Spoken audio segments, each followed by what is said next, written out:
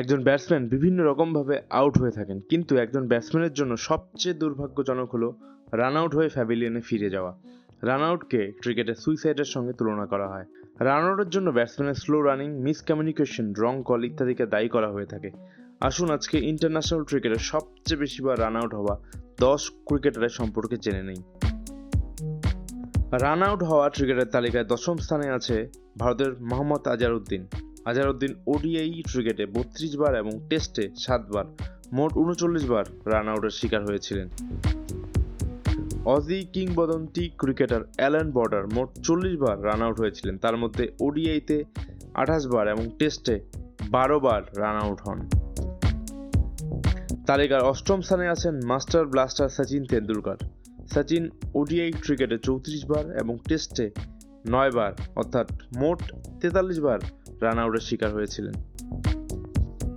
Pakistani legendary cricketer Mohammad Yusuf ওডিআইতে 38 বার এবং টেস্টে 6 বার, মোট 44 বার রান আউট হয়ে সাজঘরে ফেরত গেছেন। তালিকার পরবর্তী নাম আরেকজন পাকিস্তানি লেজেন্ডারি ক্রিকেটার ওয়াসিম আকরাম।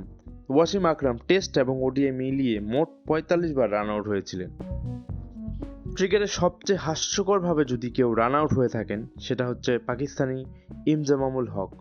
ওডিআই এবং টেস্ট এই দুই ফরম্যাট মিলিয়ে ইঞ্জি 46 বার রান আউট হয়েছিলেন। তালিকার পরবর্তী নাম ক্রিকেট ইতিহাসের সেরা অধিনায়ক রিকি পন্টিং।